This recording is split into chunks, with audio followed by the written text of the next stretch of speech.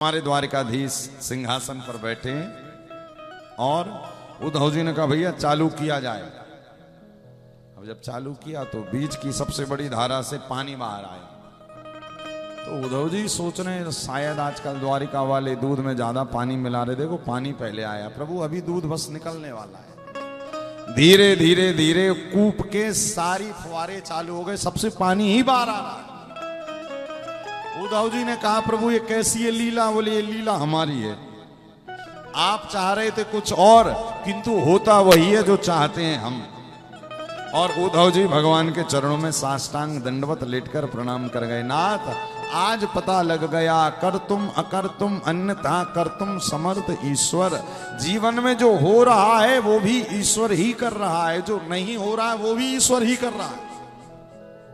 जो नहीं हो रहा है ना और तुम चाह रहे हो ये हो जाता तो आनंद आ जाता, किंतु वो नहीं हो रहा है तो समझ जाओ भगवान वो कर चाह रहे हैं कि वो ना हो आपके यहां पे, क्योंकि हमें तो केवल वर्तमान दिखता है, भविष्य तो केवल हमारे द्वारिकाधीश को पता होता है। तो भगवान मांगने गए, भगवान को पता था ना, तो लिखा है कि प्रश्न आया, परीक्षित ने प्रश्न किया कि भगवान को भला मांगने की क्या जरूरत पड़ गई, वो तो समर्थ है। अरे वो तो इतने समर्थ हैं कि वो जो सोच लेते वही दुनिया की सोच बन जाती।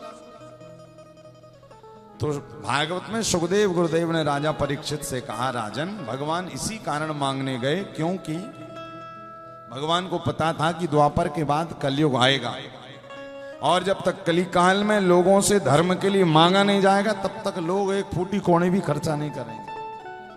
और भगवान को पता है कि हमारा भक्त है, भक्त का कल्याण में सर्व प्रकार से चाहता हूं, मैं नहीं चाहता कि उसके जीवन में कोई अभाव रहे। इसी कारण आज भगवान ही मांगने चले गए। और भगवान कह रहे जब मैं मांगूंगा तो फिर कलयुग में भी लोग मांगने में ज्यादा संकोच नहीं करेंगे। इसी कारण कि व्यासपीठ पर हम आपसे कहते हैं ना अच्छे कामों के लिए दान करिए। क्यों? क्योंकि द्वारिकाधीश का काम ही है मांगने का, अच्छे कामों में लगाने का। भाई आपसे हमारे पास आया, हमने लगाया, तो हरिद्वार में एक पंडित जी मिले, बोले महाराज इसको कहते महादान। आपने किया हमें दान और हमने जब आगे बढ़ा दिया तो उसको वो कहलाया महादान। दान का दान मतलब महादान। तो लिखा हुआ है कि हमारा धन भी यदि अच्छे कामों में लग जाए ये भगवान की बड़ी कृपा होती है। तो यहां पर कथा आती है कि मृकंडू जी और उनकी पत्नी बैठे हुए हैं कि कोई ब्राह्मण आ जाए और हमारा अन्न ले जाए, उसके बाद हम भोजन ग्रहण करें।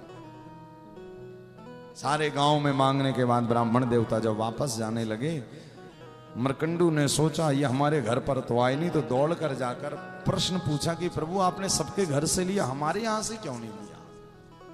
तब उन्होंने कहा हमने संकल्प लिया है कि केवल संतान युक्त घर से ही हम कोई ना कोई अन्न ग्रहण करेंगे। जिस घर में संतान होगी उस घर से ही ग्रहण करेंगे। तो कहा नाथ यदि आपका संकल्प ऐसा है कि जिस घर में संतान होगी उसी घर से लेंगे, तो फिर अब संतान मिलने का कोई उपाय भी बता दीजिए आप। भाई आप तो साधु हैं, ऋषि हैं, महज्जन हैं। तब लिखा हुआ है कि एक सुंदर शिव स्तवन का पाठ करके सुनाया उन ऋषि ने मृकंडू जी को। अव्यक्त जन्मा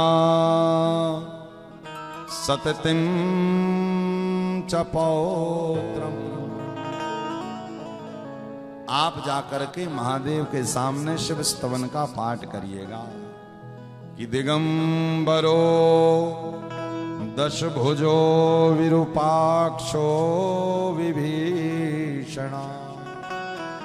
और भगवान से ऐसी प्रार्थना करिएगा, हे कपालधारी, हे शिव, जो आपके संपूर्ण शरीर में जो सर्प लगे हुए हैं, आपके शरीर से वो अमृत का पान करते हैं, बदले में आप उनके शरीर से विष का पान करते हैं। आप सर्पों के भी राजा हैं, आप इस सृष्टि पर होने वाले देव दनुज नाग नर किन्नर सबके राजा हैं।